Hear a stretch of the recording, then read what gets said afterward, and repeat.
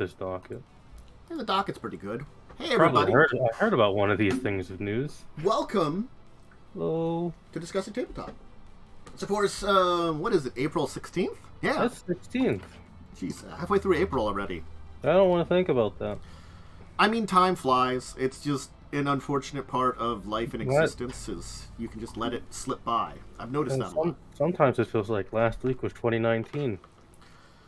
I honestly, I don't know if I would miss 2019. You know, No. it's sort of like the I ups, and, don't. the ups and downs of the last decade. I don't know if I would want to go back to any of those years. I don't want to experience anything between 2010 and 2020 ever again. I can kind of agree. Not because it was all bad for me, but because, it's not much better for me, you know? So it's sort of like, I'm not switching to anything else. I'm at a pretty okay point right now. I don't need to be at, a worst possible place, you know?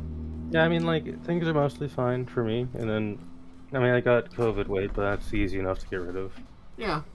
Had COVID, you know, that wasn't too bad of a... But I have me. not had COVID yet, and I am happy because I think I would just, be in the worst fucking shape if I did. I already have enough problems. I don't need COVID. We got lucky that none of us, when we got it, got really bad. I am double vaxxed, so I'm good to go. Mm-hmm. If I do get it, it shouldn't be as bad. But anyway. There's a docket. I can press this command, maybe. Mm-hmm. The stat log is not where I want it to be. So let's start with the two things from Wizards. I learned about this last night because, honestly, I put together most of this docket last night while chatting with people. And D&D Beyond has been bought by Wizards. Yeah, I saw that in, one. I'm surprised it hadn't happened before then. Yeah. And the other thing is, I'm wondering, is Wizards gonna link this with their physical sales? You buy a physical book, you get a code for D&D Beyond, or there's a code, because this is the thing I've noticed about 5th edition books. They don't like to cellophane wrap their books. Yeah. So I don't know how they could do a code for it in the book. Mm-hmm. I don't know. I can see if you buy it online, they provide a code or something for D&D Beyond. Yeah. I don't have many opinions on D&D Beyond. A lot of it is, I'm never going to use it because I don't technically own anything on it. Yeah, that thing is, it was, since I'd have to, buy more, I never was really, feeling very great about it. It was always kind of like a meh. I mean, it's got 10 million users. I think, technically I'm, registered there. I have an account. Yeah, I do. They sold it for, 146.3 million in for cash. A lot. Yeah, that's Hasbro did that. Hasbro bought it. I'm surprised it didn't happen earlier. That's true. In all honesty. God. That's an interesting thing that, it's been 8 years of growth in D&D. Yeah. I can see that, honestly, because it's the, 5e is such a easy system to get into. It is the easiest pick up and play system. It really is. A huge you don't advantage. Have to learn much to play it. No. And, certainly the popularity has just skyrocketed, which is great. I like it for overall.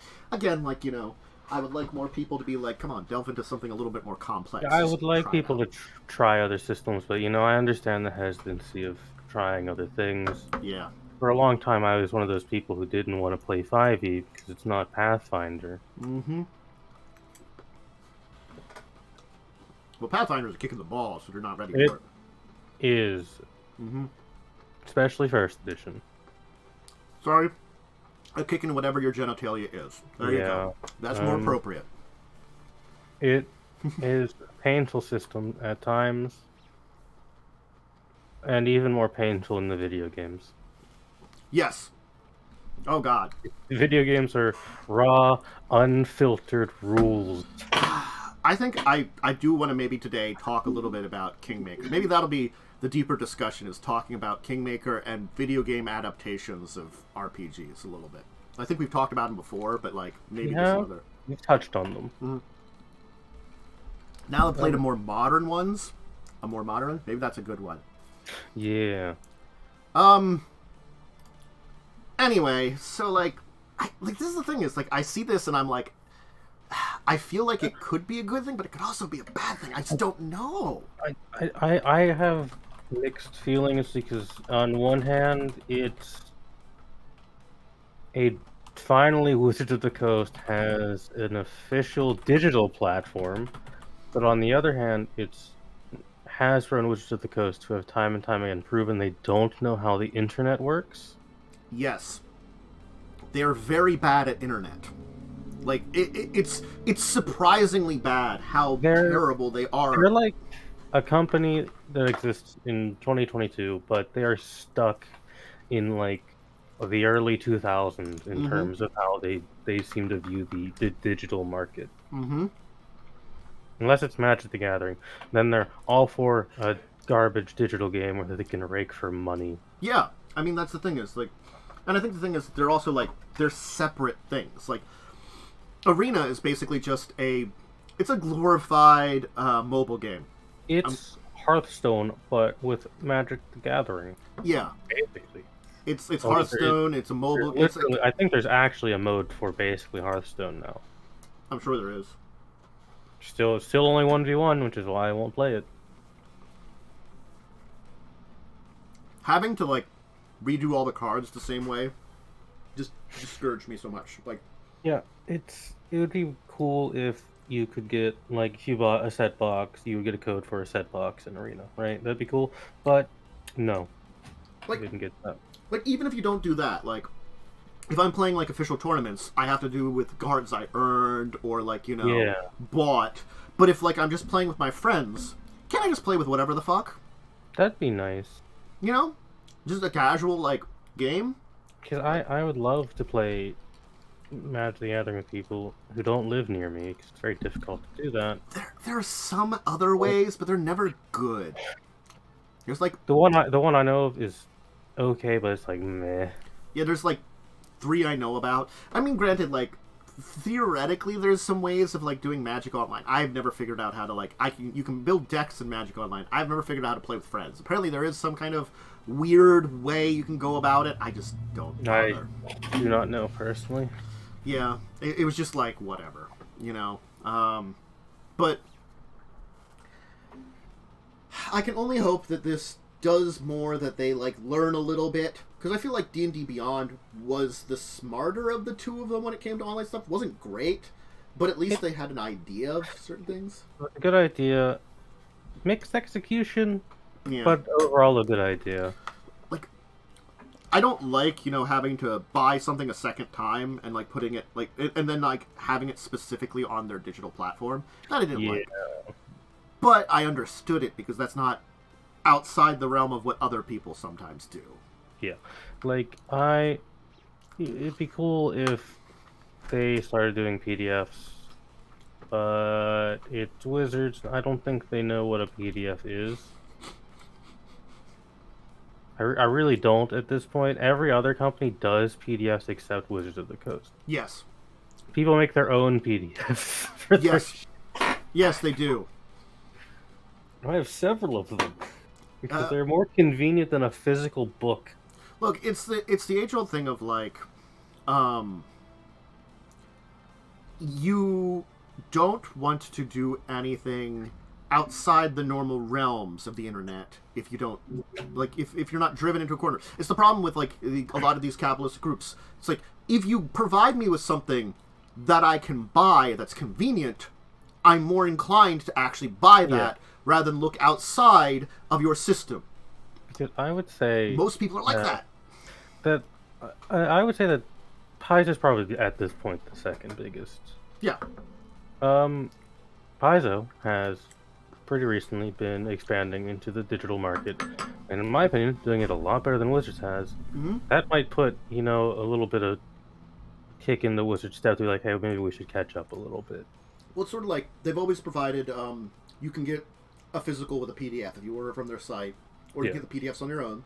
Yep. But now that they're like expanding into like, rather than having like a really unusual market, they're like over into like Roll20 or the what was the other one for the other week? I can't remember its name. Oh god, yeah, they did launch their own digital thing too, which apparently looks better than D&D Beyond in my opinion. It's sort of the thing is like, it's like, well, if you go to one of these places and you buy the thing there, yes, you're buying it again, but guess what? We're also providing you with all these Foundry. I think it was Foundry. Yeah, Foundry. All these maps and tokens and things pre-made when you buy it, so that you can just use these very easily. It does all the prep work for you. Yeah.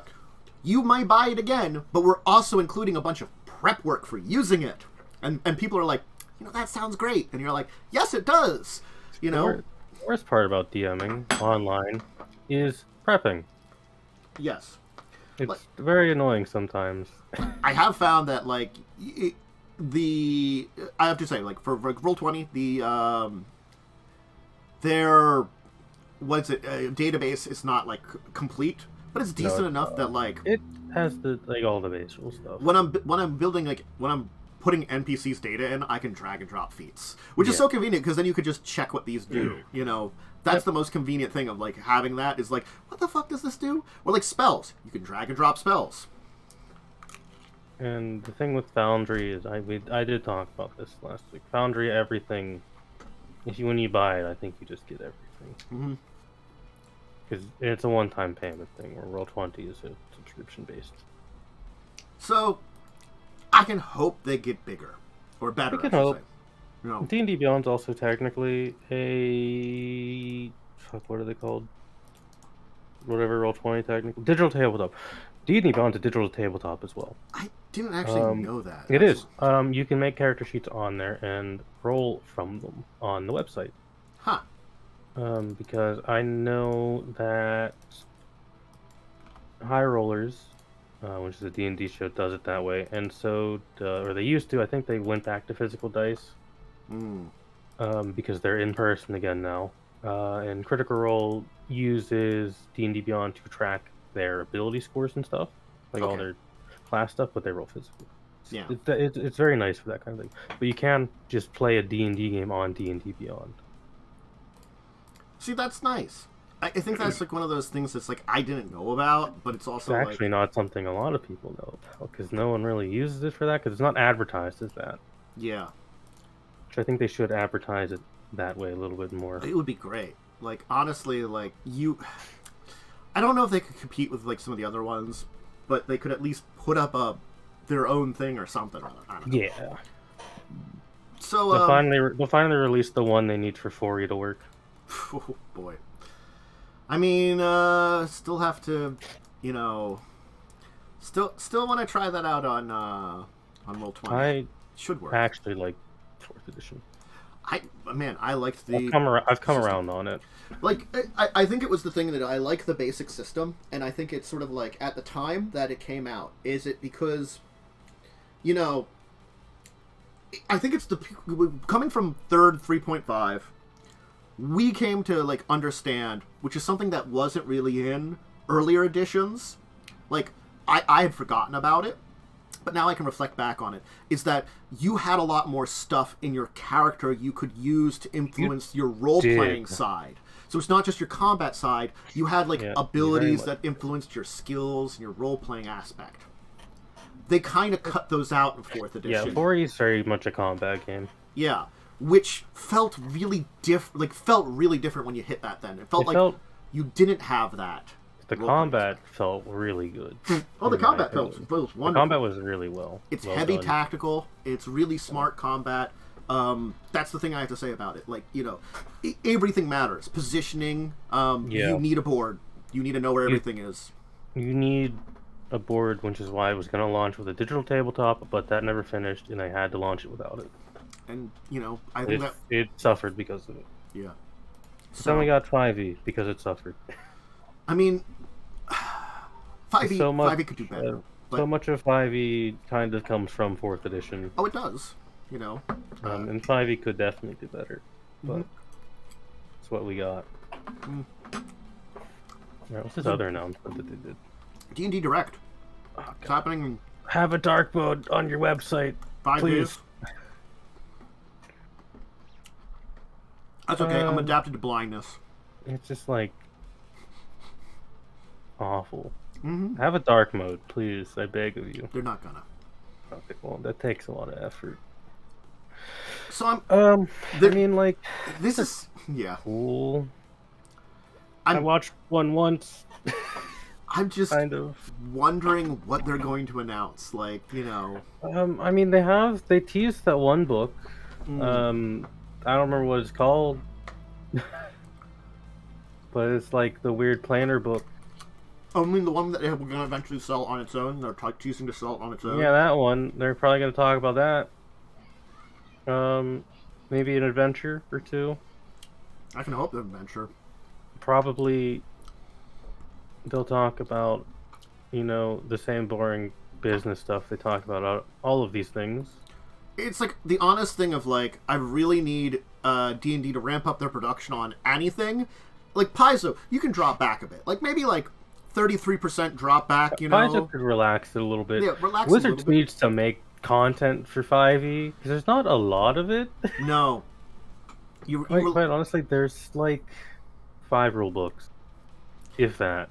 And that's how long they've been out for a while. They've got 5 rule books. That's not a lot. Yeah, they have Player's Handbook, Dungeon Master's Guide, Xanathar's, Tasha's, the bestiaries, which don't really count as rule books. Mm-hmm. And then the new book, which I'm not counting because it's not out yet. Fuck you.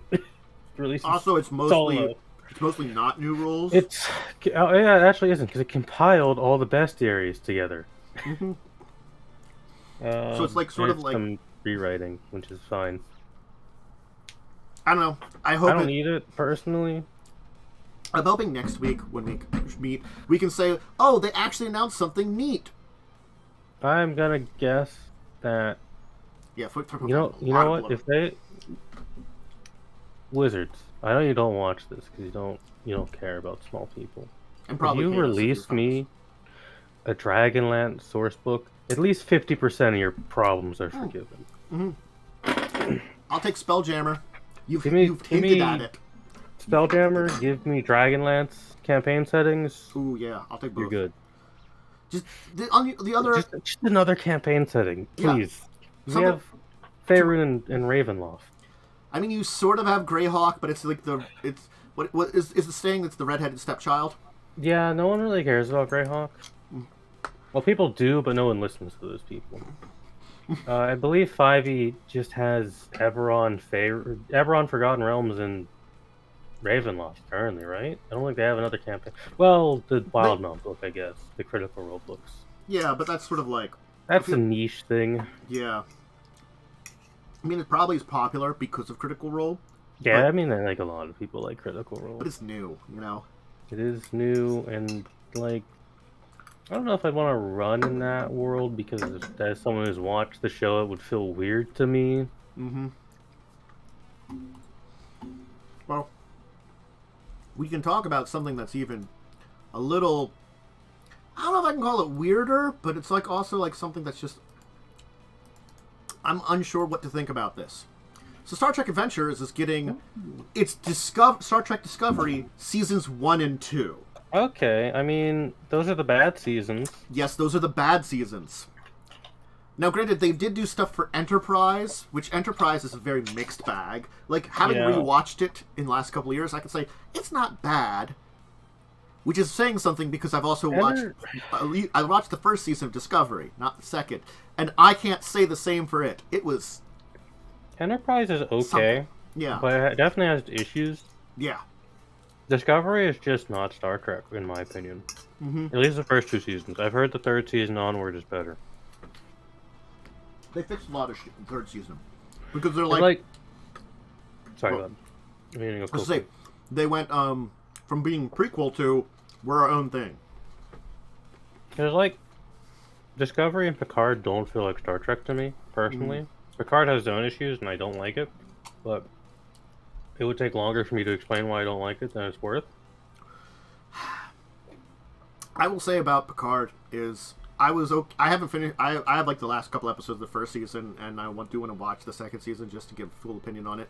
I know what the twist at the end of the first season is, which I was like, they could pull it off okay. I don't know, but the second season, like just knowing kind of what the plot is, I'm just like, it's a weird plot. It feels like a plot they would resolve in one episode that they're doing over the course of a season.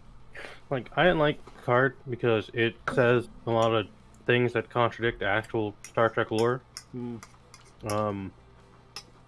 Because Star Trek, fun fact, is a utopian society based on socialism. A lot of people forget that.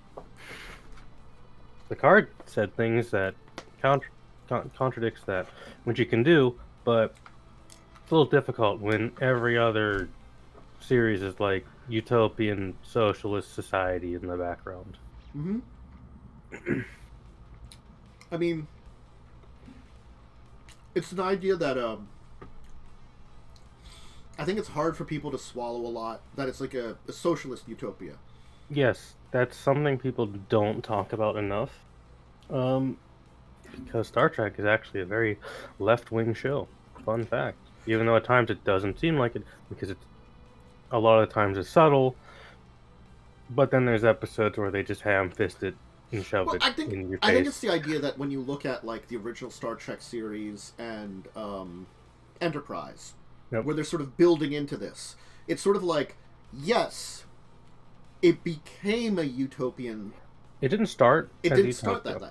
It required hard work and a lot of like generations of people doing things. I think post and around what would be the next generation era is when it is that sort of utopia for a bit, and then the big war happens. Yeah, which fucks around with things.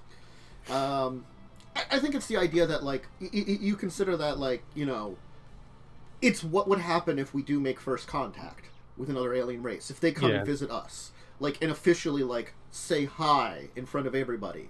Yeah, it's one of the ways it could go. And the thing is, though, it was also post a nuclear war. It was World War III in the Star Trek universe. Everybody was just tired from a nuclear war that people are recovering from, barely, And then this shows up, and it's just like, it gave people hope for a better future, kind of thing, And that's a good reason to do that. So, like, anyway, but back to Discovery. I mean, like, I'm going a lot off topic. I'm not against it, and I can see how it would be an interesting setting. There are settings I would prefer, but it is a Star Trek property, Even though, like, it has weird contradictory things that they try to correct, that they created stuff because they're too... As soon as Elon Musk became canon to Star Trek in Discovery, that's when I was like, nah. Well, I think it's also the thing that it's supposed to be the real world, so anybody that could be in, like, the real world. Yeah, it just feels weird. I think it's also the fact that, like, it feels, with the design choices, very Abrams-esque. It does. It does have the more Abrams-esque Star Trek, which I wasn't personally a fan of, though I think those movies are, like, okay to shut your brain off to. I think they're fine. They're okay movies. They're fine sci-fi movies. They're not Star Trek, though. Well, that's the thing, is I always saw them because they kind of established that they're like an alternate universe, Yeah, they're an alternate timeline where things are a little more bombastically militaristic. Things happened that caused that, It's sort of like... There's logic there. Yeah, the logic of, like, like in the first, like, half an hour, destruction of Vulcan. That just fucks with everything. And it just changes the timeline. And so it's like, it's understandable. It's a bombastic, more, like, militaristic kind of universe then. Yeah. Because that stuff... A major thing kind of like, with the normal Star Trek we know, the, Dominion War... fucked with everything, Oh, it did, yeah. So, I just don't think the aesthetic fits very well. So it's sort of like they're trying to make that fit within Star Trek, but I don't know if it fits within either of them. An aesthetic, it also doesn't feel like a prequel the sense of how it is visually. Yeah. Because the uniforms are, I'm gonna say they're ugly because they kind of are. These are not what Starfleet uniforms look like. You could have a slightly different version of what was in the 60s and like update it to make it look more normal. Look at more modern, but this looks like, to me, the uniforms they used in Discovery look generic sci-fi. Yeah. It's sort of like, yes, Enterprise looked better than the original series because better technology, but a lot of the way they did things still felt very old school. Yes. That's what they like to match with the old school feeling of like original Star Trek or even older than that. They at least made an effort. They're like, yes, we're going to make it look better because we have like 90s technology to make stuff in comparison to 60s technology to make stuff, look sci-fi. They didn't make an effort for that kind of thing. And like they're also doing another one, so they might do the Discovery Future one, and then they might do that new series, was it Brave New Worlds, which is supposed to be Captain Pike before Kirk takes over the Enterprise? I did see that one was announced. I don't know. I'll give it a chance. Because I do give all of these shows at least a couple of episodes before I form an opinion. That one, at least, because of the, pilot episode of Star Trek, Captain Pike was in charge of the Enterprise for a while before Kirk, so it's easy to have a series of like X number of seasons before that happened, They could, as a finale season, to have the changing of the guard kind of thing, because we kind of like came in with Kirk in charge in the original series. But I don't know. It's probably still going to look very Abrams-esque. It'll look, because that's just the style of Star Trek now, because that's the style of sci-fi now. Right?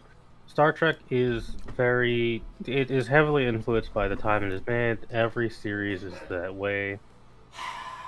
Some series a little bit better than others in the way they handle that, but you can definitely tell when you watch the original. This is a show made in the 60s. When you watch Next Gen, you can tell it's a 90s show, an 80s and 90s show, and so on and so forth, because of the things they cover and the way the actors kind of carry themselves a bit. I can see that, the way the actors carry themselves. But visually, it all kind of looks the same, except the Abrams-esque stuff. Yeah, that's the thing is that's what I really want, the visuals to kind of match. The visuals don't blend well, and it's a shame because I think the idea of Discovery is actually pretty good, but it just didn't do it for me. I will agree with Lightning in chat. Star Wars holds appearance better, at least. Star Wars does hold appearance a lot better. Because they're trying to look gritty. Everything is supposed to be gritty, so a lot of their designs are supposed to be gritty. It also helps that for a very long.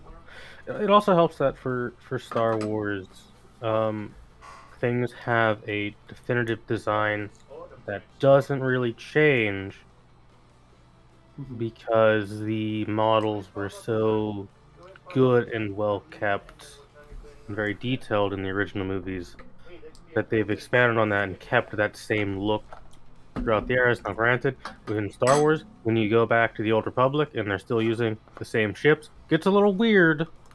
But we kind of ignore that because the Star Wars timeline already doesn't make sense.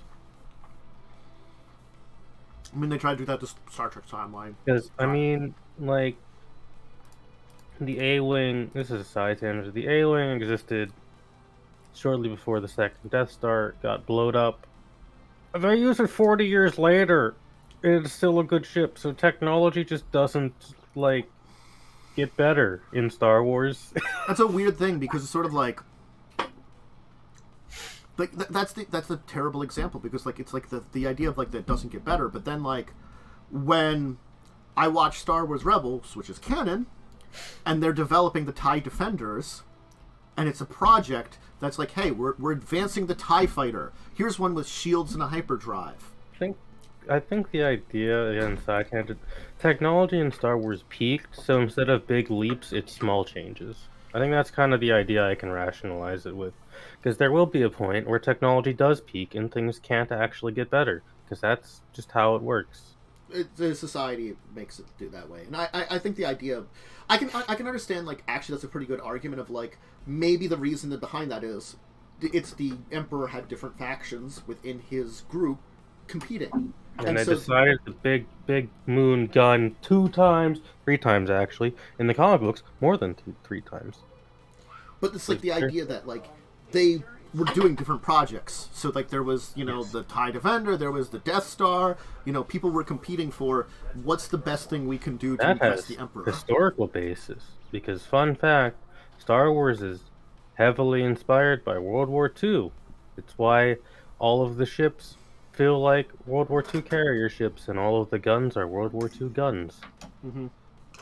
I guess the idea that, like, that competition bred some developments or something, you know. But that's what caused some leaps. But otherwise, technology really isn't improved because it doesn't need to be. You know, that kind of thing, I guess. There isn't, like, niches to go into necessarily. Yeah, like, that's just... Star Wars is... When you look at Star Wars in its actual timeline and not self-contained in its eras, it gets really weird. Because the X-Wing, like, existed in the Old Republic era, I think. It's also very hard to, like... Also, they used TIE fighters in the Old Republic era. It's very hard to technically die unless your ship explodes, too. Yeah. The amount of people that have, like, horrible, like, maimings and stuff, or, like, you know, have been, in quotations, dead for a while and can be brought back, you know... It's very hard to kill someone in that. If you can get them to, like, you know, the medical treatment. Yeah, so, this big old bacta tank. They put you in a diaper and throw you in. Mm-hmm. Then I have a guy that, like, just puts in robot parts to replace your stuff. Yeah. Anyway. That's the Star Trek Discovery stuff. It's there. I would like to see different eras, but, you know... I would like... something. I wouldn't mind Season 3 Beyond era stuff for Discovery. I wouldn't mind... we've kind of had Enterprise. I would like something on... Because, you know, they teased that would have been another season of Enterprise. The Romulan War stuff. You know, that'd be cool. Do they have an actual Dominion War book kind of setting yet? They kind of talk about it. Because it's talked about in some of the other books, but it's never like... I don't think in the Gamma Quadrant book they talk about it and go over some stuff about it. Yeah, but they don't really have a full book on it. Like I think that'd be interesting because that's like the big. Because they already have that you can play as Klingons, and Klingons are going to be the violent group. But it's sort of like the idea, the juxtaposition of dealing with the things of the Dominion War would be a very interesting. Yeah, you know, like the Dominion War is like the big event for a lot of Star Trek. Yeah. Yeah, it's Star Trek is the sci-fi that is more grounded because it's more realistic. It's sci-fi is Star Trek is hard sci-fi. Star Wars is space fantasy. Yeah, or sci-fantasy, your choice. Both work. It's a space opera that's also it's got magic and shit. It has magic. It has sci-fi shit. It's a combination of both. It's just weird, but interesting. I don't mind either. Like, honestly, like I think I was always a Star Trek kid. Now that I'm adult, I'm like, I'm fine with both. Honestly, both I are like fine. both. I do like Star Wars because purely nostalgia, and also it's full of memes and really badly written, so I can laugh at it. Hey, badly written stuff we can laugh at is great. Q is also magical, basically. Yeah. Man, you know... So is Guinan, kind of, I guess. Yeah, she's kind of magical. The only thing I really remember about Guinan is she has a big gun underneath her bar, which implies that she's had to use that big gun multiple times. Sometimes visitors get a little, you know, antsy. Also, the fact that she's, like... Her species lives, like, way long, yeah. Remember there was an episode where she shot it into, like, the roof to shut people up, and that's just, like, a safety concern? Because what about the people in the deck above you that you just shot at? Yeah. I mean, it wasn't the time that they went back into, like, the 1800s and she was there on Earth. She's like, look, she was just there on Earth. It's like, fuck you guys, I just visited because, you know, you guys were interesting. I just wanted to check shit out. Look, yeah, you're time travelers, good on you. Look, I'm just here visiting your planet. You know, we look alike. I can blend in really easily. Star Trek gets weird. Anyway, let's talk about my what I called the RPG Kickstarter Round Up. Oh, hell yeah. We'll start out with a Hereafter 5e. It's a afterlife adventure. Oh, book. shit. Yeah. So I guess it's supposed to be like, you know, you were doing adventures when dead. When you're dead. Yeah. I mean, honestly, like, without... It's 5e, of course. And it's the idea that, like, you know... probably they're setting up their own thing, but probably you could use a lot of their ideas if you wanted to use, like, the canon afterlife stuff of D&D. Just, like some of those ones, like the very Valhalla style afterlife, where you can just go like battling or do some adventures there. You know, maybe you made a deal with a deity to work for them for some adventures or something, and they're just like, and if they're a chaotic deity, there's like, sure, whatever, go fuck, go do some whatever. Stuff. Yeah, you know, I think over there's some stuff that's a problem. If you can deal with that, you know, you can just hang around. Yeah, because deities have their own planes. Well, most of them. Some have weird in-between plane things. Some of them share, like, a main planes, but have, like, also, chunks of them that are... many of them are dead, literally, because the spell plague killed, like, half of the gods. Yeah. That's why you don't fuck with magic and murder the magic god, apparently. It's a bad idea. I think it's a cool idea to have, like, afterlife stuff, because, like... One, memes. This amusingly prevents TPKs because, oh, you're dead? Well, you're just venturing in the afterlife now. Fuck it. So, they include an adventure for 3 to 7 6-level characters. They give guidance for characters from level 1 to 10. They provide, like, a new class, other special things, you know, stuff about it. So it's sort of like a death campaign that you can, like, use stuff for in other places, or just use the actual campaign itself. You get a certificate where you can write down how your character died. I mean, it's silly, but I like it. I like that. I mean, I think my favorite afterlife in any of these games is, like, just if you're a worshiper of Pharasma, your afterlife is bureaucracy. Yeah. I think that's one of the reasons I really like Pathfinder's system better than some of the others for when it comes to deities. Pathfinder kind of has fun with it. They've got a neutral deity of death. They're like, yeah, the deity of death is just true neutral because that makes sense, and it's just a god that... Because the thing is, Pharasma is like the ancient god. You know, she is older than all the other modern Galarian gods because she has been worshipped constantly over all the ages because she's the incarnation of death. Yeah. It never goes away. She's had the advantage of, like, yeah, like all you other deities who were around, like, you know, that have been only around for, like, the last, you know, like, couple thousand years. Yeah, bitch, I've been, like, around for, like, you know, all the other ancient civilizations that got nuked. But she also doesn't care because she's just neutral. So she's just, like... Just does bureaucracy all day. She's just, like, sits there and is like, well, who are you? Where are you from? Over there. You're still over there. It's a concept I like. And side tangent is the idea that, like, death is a bureaucratic nightmare. There's a game that came out, I think it's called Death and Taxes, where you just play as the Grim Reaper, but you're not actually, like, going out and killing people. You're at an office desk going over, okay, how did this guy die? Are they meant to be dead? So certainly, it's an interesting concept, and I like that they're doing more stuff on it. Yeah, it's fun to explore in these games. Then, next in our roundup, we have quarter shots. Basically, little partial adventures that if you need a backup plan or, like, you know, need something to put into the middle of a session, little extras. Yeah, those are pretty fun. Yeah, I also like that. It's sort of like, here's some mini adventure things that, like, you know, if you have a problem or, like, your PCs go off on, like, a random tangent, you just be like, throw that one in, you know, to occupy them. I have too much experience with that one.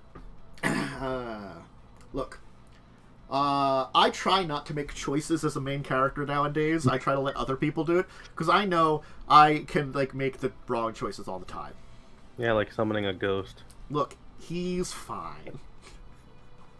He's fine, you know. He made friends with a Skywalker, the other one, not the really bad one. He's you know, done literally nothing, but no one trusts him, and I love it. I really do too. It's just so bad. Everybody really just dislikes him. Chills and sits there. I mean, like, he's just fine with being free, you know. It's like that entire thing of like, well, what the hell do I do now? I'm not beholden to anybody. I'm free. You know, it's like, geez. That is another way when you don't have anything planned. As Lighting is saying, just put a goblin in the game. Mm-hmm. Mm-hmm. Players, for some reason, love goblins. You could extra meme and make it a female goblin. Yeah, like Lady Goblin, players will be all over it. Mm-hmm. I understand. It's sort of like it's the thing of like, you know, goblins have certainly like evolved over the age. Like Goblins have gone from horrible monstrosities to pictures you can't show at work. Yeah. Well, I think we actually have to blame Pathfinder because they made goblins cute. They did, honestly. 5e goblins are disgusting. Yeah, 5e goblins are terrible. Pathfinder goblins are just adorable. They're just like adorable little guys, and you're like, that's the thing is every time you're fighting them, you feel bad for them because they're just so Same dumb. thing with like Pathfinder kobolds too, because Yeah. they're just dumb and cute. Yeah, they're just like, you're like, oh god, you're trying, and you're not great, but like, oh god, please, you know, have like a toy or something, go over there. That's, you know, I didn't mean to kill all the kobolds in Kingmaker, I just made wrong choices. I kept the goblins It alive. happens. Mm-hmm. Kept the goblins alive. They're okay. Good. But, yep. Backup plans seems interesting.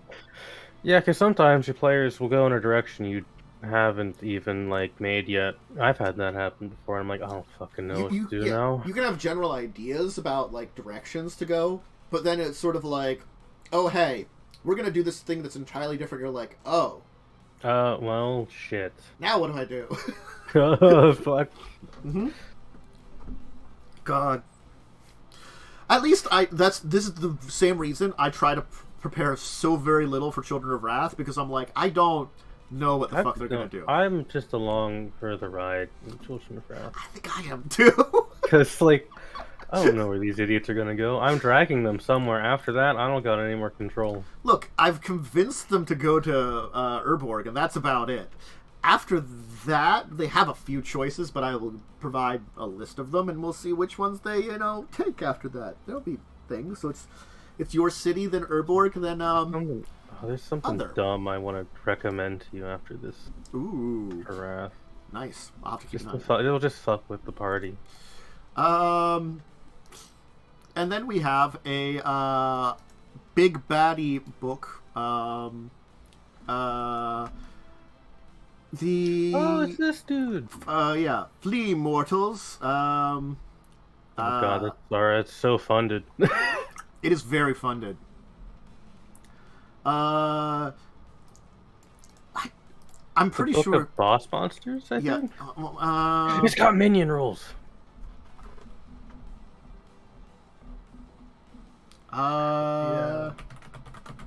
It's got minions. The thing 5e really fucking needs. Yes. So, yeah, it's got minions. It's got like kind of boss monsters. It's.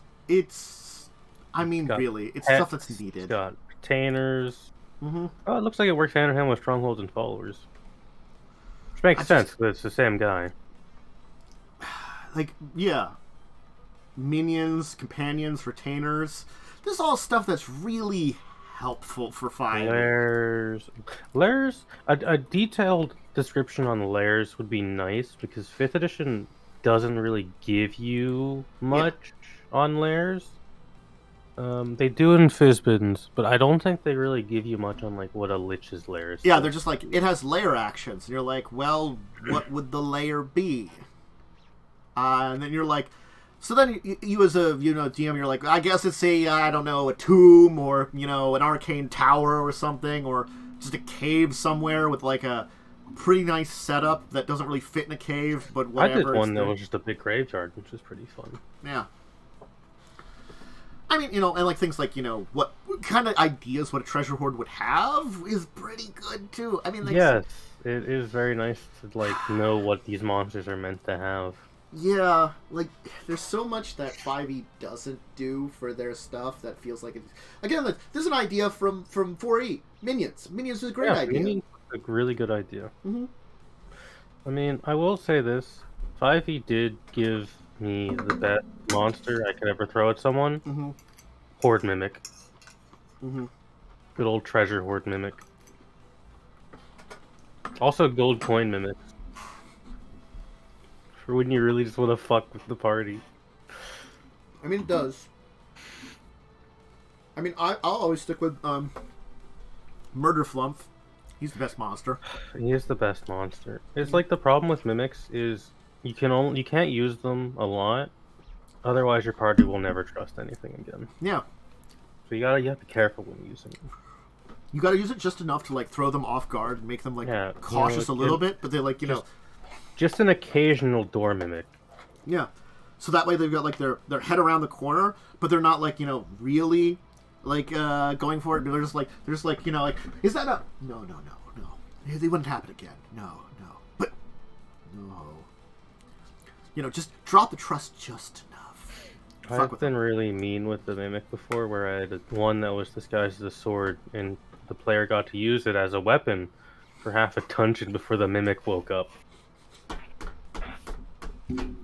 Why is my sword so sticky? Why is my sword sticky? So that was a really good one to see that they had this monster. Matthew Covell does good books. And then there's this group here, which doesn't have a Kickstarter. They have a website. Ooh, website. It's a 5e compatible fantasy thing that has dragon companions for dragon bonding mechanic. I thought that's what was really cool about it. They tried that in Fistbins, but it's bad. Well, they're doing it in its own entire thing where they're like, we'll just do it and maybe do it right. Honestly, because we can't read through the book, we don't know if it's there. But there's an open beta right now. Because in Fistbins, they don't give you a dragon friend. They give you a shit Drake who's small size for 10 levels, and then he's medium size later. There will be a Kickstarter for this one, so it's still appropriate. It's just it's not out yet. They're beta testing, it looks like, so you can sign up for an open beta, try it out. Eventually, they'll put up a Kickstarter, I guess, once they've kind of figured out all the what they want for it, But it's the idea that you can have a character with a dragon companion, and that's really cool. That's pretty cool. So I wanted to give that one, because it will be a Kickstarter, a shout out. All right. We have the topic of course, everybody's favorite, anime dogfight minis, which I'll just docket this again before I link this here. So that's the best way I could define this, because it is the quintessential dogfight anime, if you know what I'm talking about. It is Macross / Robotech, because they're both the same thing, just one of them's the English dub, a dogfight miniatures game. All the missiles. This is the anime that has all the missiles. If you ever see like a jet fighter fire all the missiles, it is Macross. I do love these kind of miniature games, because there's a Star Wars one that's like this. Mm-hmm. Star Wars X-Wing. It's actually really good. However, this is cheaper than... it's expensive, but I get everything. They do have the giant robot. Oh wait, hold on. It's in a currency I don't know. This in USD. From HK dollars. Is that Hong Kong dollars? I think that's Hong Kong. No, $127 for the 1,000 Hong Kong dollar one. Okay. That's actually not bad. Yeah. So they kind of had published some stuff previously, but this is sort of like an update on their miniatures game. So that's what they're kind of doing. I mean, honestly, like, it's got the giant stuff and it's neat, and It's mechs. It's Mechs mechs. and starships. They're cool. I gotta admit, like, I was always a fan of these. Like, I watched the original, like, dub version, which was Robotech, and I liked it a bunch because that was the anime you could get in the 90s. Oh, I remember this anime. Yeah, it doesn't age well. I remember kind of like original Gundam doesn't age well. I remember the stupid, like, uniform the pilot wears. Mm-hmm. And that music helps defeat the enemies. It's always music. That's a quintessential thing about any Macross anime, because I've watched more Macrosses since then, which there are some actually pretty good ones, but they always have the theme of music will solve the problem. Macross is a thing. It is sci-fi action idol anime. Pretty much. It's great. It's so crazy. It is the weirdest crap, but I love it so much. It's so, like, you know... Oh yeah, I forgot that, like, the first anime it has a really long and stupid name. It's like Super Dimensional Fortress Macross. Yep, Super Dimension Fortress Macross. Then there are, like, Macross 7 and Macross Delta, and there's another one I'm forgetting in there. Like Frontier, I think. Frontier, that's the one I'm forgetting. Because it was 7 was pretty good. That was kind of rock and roll, and that was the 90s. I liked that one. That was an interesting one because our main singer was a dude, which was different. He had the female, like, secondary singer, but our main guy that was the main person was singing was actually the dude. You know, unlike a lot of the other ones. And then there was Frontier, which was interesting, and Delta, which was their lore is batshit. Don't even try. Yeah, it's insanity. They're just like humanity spread out in the universe in colony ships, and a lot of batshit shit happened all the time. I think I had one of the games. They did a few games of this. I had a Japanese game for PS1 that never came over here that played okay, but the problem is it's sort of like getting you can get an import game to play on the PlayStation, the original. Yeah. It's just you don't know what the fuck you're doing. It's like, I don't know what I'm doing. I'm blowing shit up, sort of, maybe. It was interesting. It's the transforming robot, because they have 3 forms. They have plane, in between, or robot. It's weird. Anyway, you now can have a miniatures dogfight game. Yeah. Mm-hmm. You really like that anime. Yeah. But also, miniature dogfighting games are pretty good. I'll be honest. Like, when I first read that, when I got home, I'm like, is that just Pokemon? Did they do Pokemon miniature? Because Pokemon is just dogfighting. But, like, the illegal kind. Oh!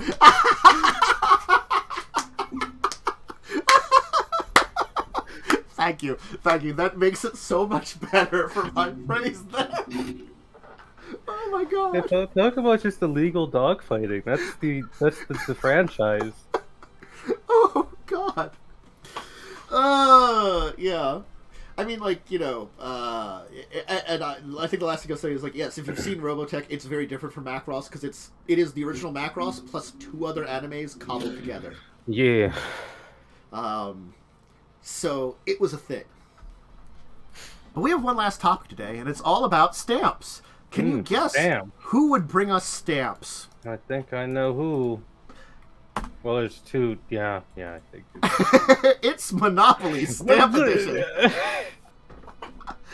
All right. The thing is, it's so weird. It's like, is this for stamp collectors? Because it's like they talk about, like, it's these like stamps, and I'm like, I don't know these stamps. You know, I don't know these, and like, are they supposed to be famous? Like, I don't fucking. Most memorable stamps in U.S. history, such as Space Fantasy from 1993's Flying Saucer, or Ring Nebula from 2000's Edwin Powell Hubble collection. Hold on. I'm looking at this board. And, I mean, the thing is, I wasn't going to talk about it until last night. I was, like, chatting with, like, people about it as I was making it. Now, at the bottom, it's U.S. Postal Service officially licensed product. The USPS. I'm like, how the fuck did you get this license? I'm curious about this, because, like, you know, I think, you know, a friend of the show occasionally on Umber was saying that, like, they must just have, like, something that they just print out stuff to put on these things. And I'm like, yeah, you know, they probably do. They could just, like, put in, like, some PDFs and print out these boards. And I'm like, how the fuck did they get so many licenses? They get so many licenses and just, like, belch out these like monopolies. Oh man, my favorite Monopoly piece, mailbox. It's just so. This postcard or eagle. I mean, the eagle stands out. It's just like it can be a bird or something postal related. Oh God. It's just so. I don't know. I want to know who is this for? That's what I want to know. Stamp collectors. What? Stamp collectors. How is that still big? Is that a thing still? I haven't like bought stamps in like 5 years. I have no idea. We still buy stamps because we do some mail here and there, and honestly, probably about a decade to a decade and a half ago was the last time I knew someone that was a stamp collector. When it was in an older gentleman who I was helping him and his wife move because they were, long story short, friend of an uncle, and he was like, hey, can you help them out? And I'm like, sure. You know, they were older people and he was kind of disabled. I helped them move. He was a stamp collector and a coin collector. And, you know, I talked to him a little bit about that as I'm helping him pack up his stuff. You know, and that was neat. But it's not something I would have done. Like, here's the thing about stamps and why I've not bought stamps in God knows how long. Mm-hmm. Stamps never expire. Mm-hmm. You can just use them. So we have a bunch of stamps that are like 5 to 10 years old in a box that we're like, if we need to mail something, we'll use these. You might just have to use more than one because the postage isn't enough anymore. Yeah. Which is fine. I don't think people really collect stamps anymore. No, I know coin collecting is maybe still a thing. Coins have actual value. Stamps a piece of paper. Yeah, but I can understand similar to like, you know, trading cards from like the 1930s. Yeah, like, it's a hobby. I think it's whatever. I don't understand the appeal of it, but I mean, I collect dumb shit. I mean, like, I honestly, holding up these like this pile of Magic cards, I collect paper. You know. Yeah, you collect paper. I used to collect paper. So I mean, like, I can see it being a thing. I just like stamps are just so odd. Like nowadays, especially because it's like a thing that's it's still there again because people still mail stuff. You still have to mail things because you do have to mail. If you like ever have to do anything with your government, you have to use the postal service most of the time. I mean, that or whenever that I have to, like, or a really shit website. Fax machine. Yeah. My mother's work has a fax machine, so she can go in early. And whenever I do stuff to recertify some of my Pennsylvania stuff, because I think I've been pretty honest about the fact that like I qualify for some low income health care from Pennsylvania. Mm-hmm. I have to recertify that every year. Yeah, you do. I fax in stuff to them. Yeah, like I have to certify stuff for the assistances I get. Fax machines still exist.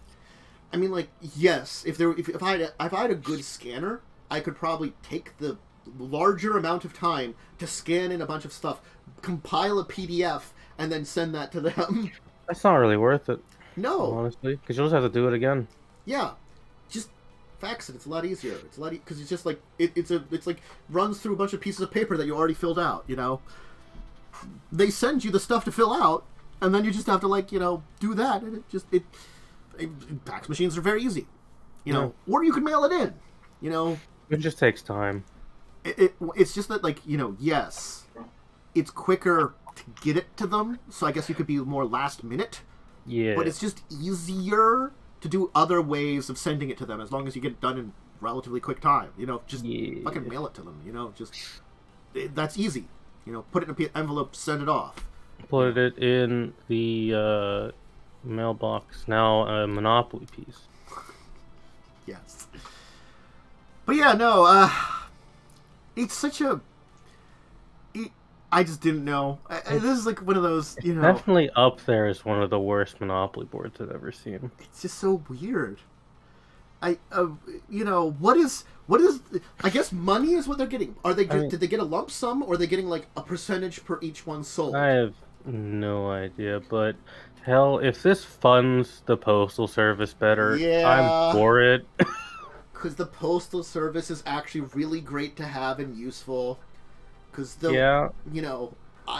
still like, I don't want to rely on like. There's a lot of things that I would rather not rely on email for because again, like it's a lot harder to fill certain things out online.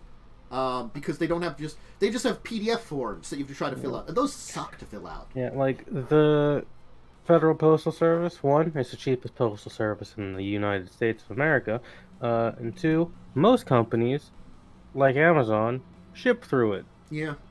So prices would go up a lot if they had to use something like FedEx or UPS. Mm-hmm. Because those are private postal services. Yeah. So support your local post office by, I don't know, buying a few stamps and just putting them in a drawer so when you technically need them. I technically paid them for my P.O. box. Yeah, I do too. We have to because apparently in our section there's a section of our town where we're within where we can't get delivery. Oof. There is our town is small. Half of it can get delivery. But we're in the half that doesn't. We're closer to the post office, which really feels bad. It's basically the the low income housing on the other side of town. Which I guess that's a rude way of saying it, but they're like the tiny kind of townhouse things that are definitely made to be cheaper. Sometimes they're not. Sometimes they're not. But yeah, that section of town, they get delivery. We don't. Screw you. Be that way sometimes. We buy that stupid post office box. Anyway, but stamps. So, yeah, let's talk about this deeper discussion topic, which I should put into the actual docket. Modern video game RPGs, and especially let's focus on the Pathfinder games. Now, I haven't played Wrath of the Righteous, but we have had information about how it's updated in comparison to the other one. I have now played through most of Kingmaker. I am of two minds on Kingmaker. I think, one, it's a really cool game because Kingmaker is a cool kind of adventure. On the other hand, it's raw, unfiltered Pathfinder First Edition, which hates you and never wants you to have fun. Yeah. I feel like I don't know if it still is there because again, I hit a point in time I think we can talk about there's two systems in play here. The first system, of course, is the actual Pathfinder system, but they also do have a king-making system, which is not an adaptation of the king-making in... I think it's a little bit of the adaptation of king-making in the actual game. It's a bit different. But it's made to be more video gamey and stuff like that, It's because, I know the story is they had a king-making system, the company there, but they couldn't get everything funded and they needed more. And I think they connected with Pathfinder and actually built the game from that. Yeah. I've heard that's what's going on. I think that is correct. Yeah. I think the kingmaking, the kingdom building, is the worst part of Pathfinder Kingmaker. Agree. Especially because I had the same problem you had, where I didn't do the right things, and the DCs were too high later in the game. Apparently, there's a couple of things. First off, there is something you can earn that makes it from 14 days to 7 days. I don't know when that unlocks. I unlocked that in 7th chapter.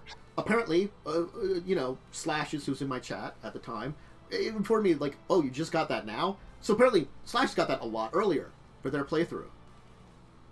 So that tells me, I guess it's one... Because, you unlock stuff as you rank up stuff. So it must have been, I ranked up someone, I got that as a thing. I didn't know I had to do that to get that as an option. Because there are time constraints built into the game. A lot is tied into the kingdom building, and I think a little too much tied into it. But overall, I think it's just a fairly not fun system that they use for building the kingdom stuff. I didn't find it fun. I found it to be complicated and tedious. it it took time, and sort of like this last session I had on Friday, where basically I've completed everything up through chapter 7. I only have a few things left, and I have to wait for like this point in chapter 7, which is the next like time constraint thing that happens, because sort of like stuff happens in the course of these time constraint things. Yeah. It's sort of like, you know, oh, you're doing like part the fit, like there's these attacks at this one location, and so it's like you know, before attack 6 happens, you have, you know, the information in the Kingdom of Pataxis and stuff that happens there.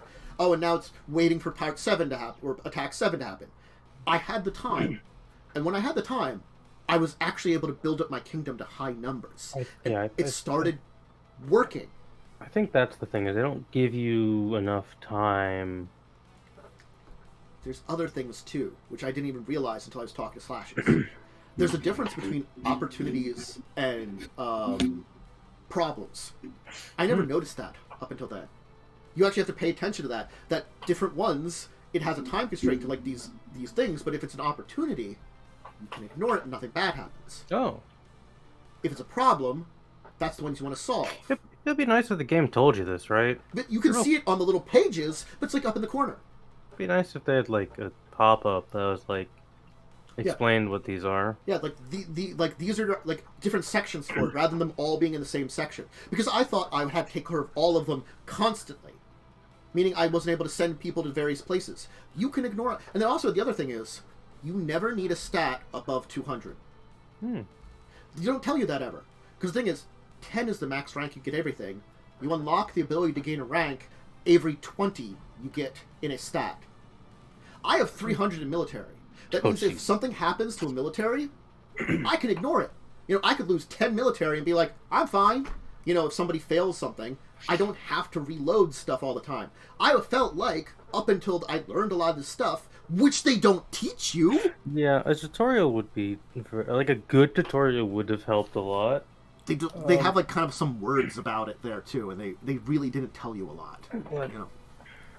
They don't have good tutorials when it comes to the king making, the kingdom building, and there's just some stuff that feels like it's locked behind stuff that they should like give you at certain points in time. So it's like I knew they expected me to be much higher rank, you know, because it just is like now I'm at the rank that seems appropriate. It took me the entire time that I was playing that day, so it's like now it's close to the end of that like 7th attack on that hill. And I feel like I have that, what I said, like a 50% to, you know, 33% failure rate. You know, that feels good. That's where I want it to be. You know, something really difficult, 33% chance. Well, maybe it's the rare one that's like, oh, maybe like a 20% chance because it's like a DC like 40 and you're getting like plus like, you know, like 25 to it, you know, or like 24 or something. So you have that like 20% chance of success, you know. Those feel better, you know, and it just... Yeah. Something that Wrath of the Righteous did, because Wrath of the Righteous has similar-ish to kingdom building. You're building a crusade, because that's a big part of the adventure path. You can automate it, and just never look at it. It's still pretty bad, I've heard. It's not great, but you can beat the game without ever looking at it. Mm-hmm. The only problem is if you automate it, it locks you out of one of the mythic paths, because it'll make a different decision than you're supposed to, which is like, in my opinion. I don't 100% games. I don't have the time to 100% stuff. I'd rather have the time to finish games. I will only 100% a game if I feel like I can 100% a game. Yeah. Things like, you know, Civ 6, Stellaris, I'm like, fuck that shit. No, I will never. Kingmaker, I looked at it and I'm like, you know, fuck that shit. Yeah. Wrath of the Righteous, I've also heard this isn't like... This is from what I've heard, and I haven't heard things in a while. It's not... I've heard it's not as brutally difficult. But I've only talked to one person who's played it. I think the thing is, like, yes, it's raw Pathfinder. And the problem is like... It's not quite raw Pathfinder's the problem. No, because if it was actual raw Pathfinder, some of the problems that come up would have solutions. CR way too high elders. Stuff like that too, but like things like if I make a full attack and only make one attack, in normal Pathfinder, I can switch to making a move action, which could allow me to make move into a much more operable thing. In this one, I still make my full attack and only can move 5 feet. Yeah, that's the problem, because you're basically, like, it is Pathfinder without a DM. Also, things like the 5 foot... Yeah. 5 foot... It's... Go ahead. Sorry. Go ahead. You first. I was going to say, the 5 foot step doesn't work. Sometimes your move takes up both things when you thought you meant to move to your maximum distance, but it takes up both of your things. And also, you can accidentally misclick and fuck things up, and you can't cancel it.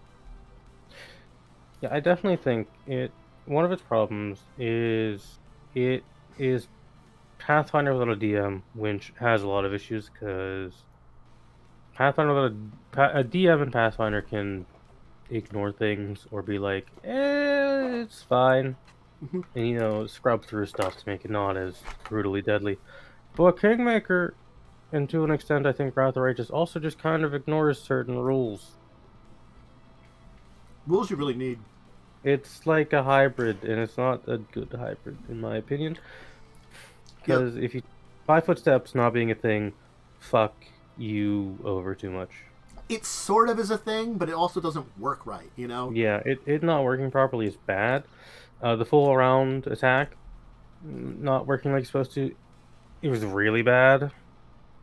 Because, like, if my, like, fighter, who's, like, now got, like, 5 attacks, makes one attack, kills something, could still move over to the next creature so I'm ready for it next time, and I could take my full attack next time. That's what you can do in normal Pathfinder. You only made one attack. You can be like, oh, now I'm ready for the next thing. Which might be helpful, especially if these things do a fuck ton of damage, if they're the super owlbears. You want to be up in their faces, as much as possible. And get the fighter with, like, the high AC up there, distracting them from moving over to the squishier people. I think also I have to say about it, like, is some of the, like, enemies, like, yes, I could fight them because what I can do is super buff. Yeah. When you super buff and spend, like, 5 minutes casting buffs on yourself, you can do a lot of stuff. And, like, it helps a lot to make you really murder shit. Not always 100%, but there's, like, a couple of battles I had which really sucked. And I had to, like, cheese the system for it. There's, like, battles against some Medusas. Every time I had to fight them, they instant kill you with stone. And you have no way of underdoing it, really. They don't make it very easy to do. So, that's just a dead person. Or, let's see here. Just fighting things that paralyze you, those suck. There's, like, the Wild Hunt people. They have gaze attacks which paralyze you. They suck. There was a wizard I fought that cast Icy Prison Mass. Also terrible. Which, again, like, normal Pathfinder, you can cast a fire spell to undo it. Yeah. It specifically says that. I tried it. I tried fireballing my team. Nope. It was still there. We still took, like, 18 damage per round for, like, 5 minutes. Luckily, I cast resistance to, like, ice, so I, like, took less damage, but still, it's fucking me. It's, like, almost Pathfinder, but also not, because it's ignoring things that need to be there. Yeah, that's the problem, is ignoring things like... Well, Pathfinder has all of these rules, and it has a lot of rules. It has things built in so the rules aren't as punishing. Yeah. We always say Pathfinder's a punishing system. It just is, like, tempered a lot of times. And it's like they have things... A lot of that punishment harkens back to 3.5 and stuff, and then they put stuff in place to remove a bit of it. So it still has that brutality. They've just taken some steps back, which this game ignores a few of those steps. Yep. Big problem. I was playing during this week, and I fought a ghost who could cast... casting Wail the Banshee, doing 160 damage to any of my players. That sucks. I lived through that and killed it. What I didn't notice, which I learned, like, towards the end of the battle, it casts Baleful Polymorph on one of my people. Oof. Like, the killing stuff, because I have it set up that it's not, like, super dead. You get, like, a death's door thing for people first, just to make it, not shit for playing it, on stream and stuff. But no. I tried to bake enchantment. It was DC 40. Yep. I needed a 20th level caster to roll a 20 to undo it. And the thing is, I'm like, what the fuck kind of DC is that? For even a 20th level character, 40 is difficult. 40 is incredibly difficult. 20 full characters might have like 20, maybe 25 at most if they're like really hoard up their save. I don't know if that's the proper way of saying it, but pushed up their save to a really high. Like 20 is really high for a 20 level character still. Yeah. You roll a 20? What the fuck? It's shit like that is why I stopped playing Kingmaker. Well, I reloaded it, cast a lot of buff spells, and got lucky and killed it before it did anything. Yeah, because I made it about, like, I think halfway into the game. Was like, I don't want to do this anymore. I just wasn't having fun. I think it's a lot of, like, the, it feels like weighted towards lower numbers a lot of times, you get those 20s and those luck. The thing is, like, I don't know as much anymore, because, like, a lot of the times you get 20s, it's sort of like this creature that's at really low health. Well, I got a natural 20 and criticaled it and caused it to explode. And I'm like, but that's not the time you want it. Nope. You want it not when you're finishing it off anyway. You can tell how much health the thing has. They have, like, little health bars, I knew it was low. I like difficult games. I like shit like Dark Souls and XCOM where, it's a bit unfair at times, but it's beatable. Some of the stuff in Kingmaker was just a little too much for me. It felt worse odds than XCOM, I have to say. Yeah. It's like they wanted something like XCOM in a way, but they just didn't do it right, It could be something as fucked up with the RNG. Some of the DCs are certainly way too high and should have been adjusted to be lower. Yeah. But Kingmaker isn't the only one out there. I think we talked about, like, when I feel like RPG games modern-wise have just not been 100% great. Like, Kingmaker, I think, is still not a bad game overall. I think it's an okay game. Yeah. Because, like, if you can deal with a lot of stuff and you don't mind, honestly, save scumming a little bit. Like, they say save often. They're right about it. Save often and be ready to reload, because if RNG fucks you really badly, you want to take a step back. And honestly, don't play at the highest difficulties unless you're a masochist. Yeah. And like, understand the kingmaking. We have Baldur's Gate 3 coming out at some point. Yeah. That's 5e, kind of. It has some differences. I feel like it's not really 5e. It's like 5e light, or 5e inspired, but it's really certain differences. I believe that everyone can bonus action hide now. I was hearing about that. Which is broken. Mm-hmm. But I'm excited for it because, I mean, it's the Divinity people. They know mostly what they're doing. Yeah, and it's like a Divinity-style game, which they've overlaid the 5e rules on top of. It's kind of like, from what I've seen, looks like a bit of a mix of some Divinity and 5e. That's a way to do it. That I think works pretty well.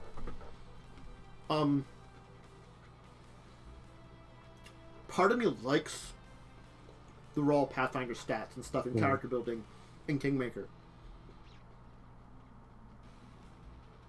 I feel like it still needed to take a step back and make it a little bit more video gamey. Yeah, so like this is one of the best examples of something that could have been ruined by using a tabletop system. The original Fallout was originally going to use GURPS. They decided against it because they thought Steve Jackson would be against what the game is, because Fallout is a very dark and violent game, despite being old. So they made their own system, which ended up working a lot better, which, funnily enough, is now a tabletop system. Yeah, it's true. The problem with tabletop systems is they don't translate the best into video games because they are very different mediums. You can translate large chunks of it. You know, things like stat bonuses, skills, and stuff like that, but you have to take steps to make it work in a video game.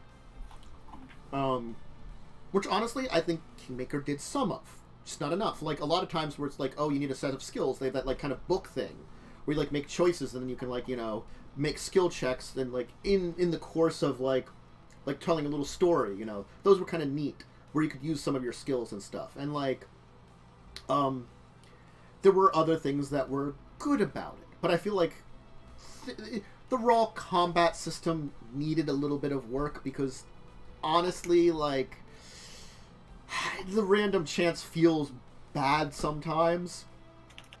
It's sort of like, when you're rolling stuff and you get 2 1s and a 2 in a row, that doesn't feel good.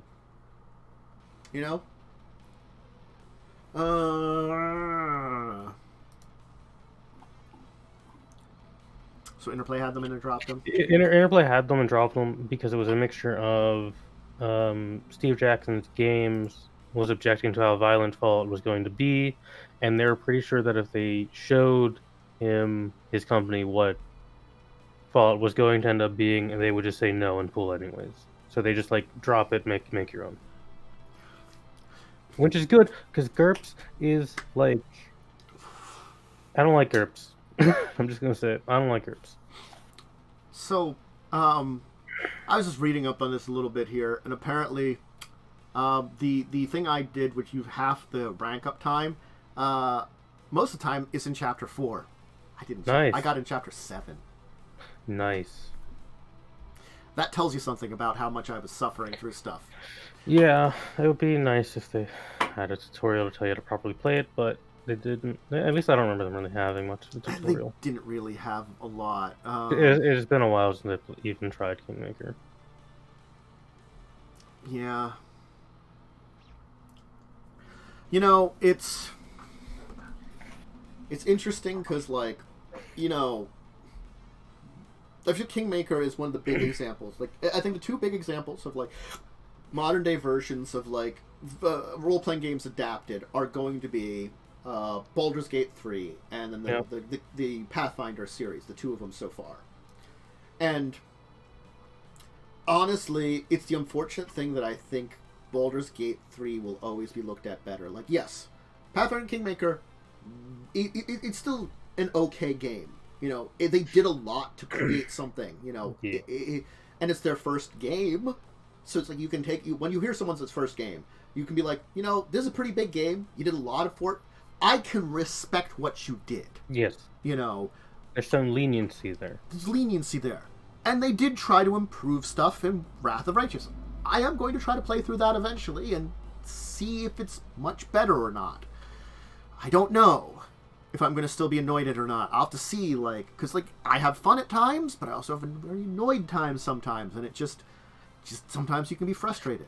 The exploring and discovering and fighting monsters, that's fun. Getting treasure and coming back to sell it, that's fun when it works, I don't need, super difficult monsters. A little bit of a challenge here and there, not something that spikes up, 10 CR higher than me. That sounds fun, that's something I can deal with. Something I have to cast some spells or make some plans. I have to do some, actual Pathfindering, oh, hey, I gotta divide my spells and heals. DC 40 Ghost. DC 40 Ghost. Or, the thing at the bottom of the, DLC area that, just drove everybody mad instantaneously. It's like Cthulhu Monster or something. Yeah. Look, I gained a couple levels and got a really good scroll. I'm going to try to fight it next time I play. I don't know how it's going to go. Good luck. I fought it once and it did not go well. The thing has 2,000 hit points. It's a lot. That's a lot of HP. Oh, yeah. And it summons stuff, too. Nice. But, yeah, I think then, what was it? It wasn't Dark Alliance, was it? That was that awful new Dark Alliance game. See, that's, examples of just, that wasn't even, that was just a game with the D&D name and aesthetic slapped onto it. Yeah, and that's just, the name and aesthetic, I'm not against that. You just have to actually, do well. There are good Dark Alliance games. But this one was not. I wouldn't mind you doing some other type of game set in Galarian for Pathfinder. It's Pathfinder themed without using the system. Yeah. Give me a weird pirate boat simulator for Skulls and Shackles. That'd be fun. Where you don't really worry much about the crew and you're just worrying about the boat section of it. That might be fun, something like that. It's a very different kind of game. A lot of things you can do with a tabletop setting into a video game, and a lot of people don't really like go into that much anymore because it's like they all want to emulate the D&D feeling. Yeah, I mean, yeah, It doesn't always work. It was still an RPG game, but it wasn't like it wasn't D&D RPG. It was It was kind a of thing. tabletop RPG. It was a normal RPG. I assume like that.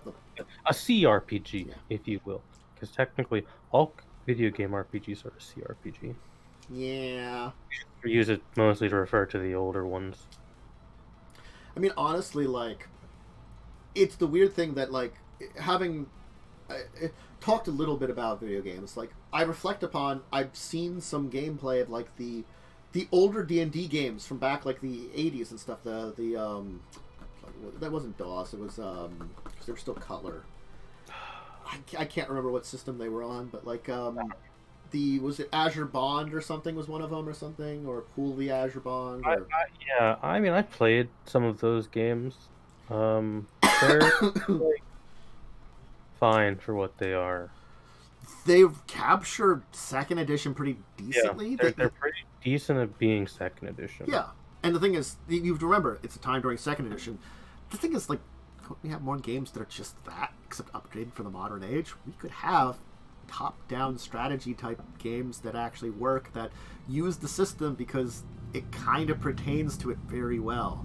Like, Pathfinder Kingmaker is, like, a little too far away from that. Like, and honestly, I understand, like, God. Icewind Dale was, I think, 3. Yeah.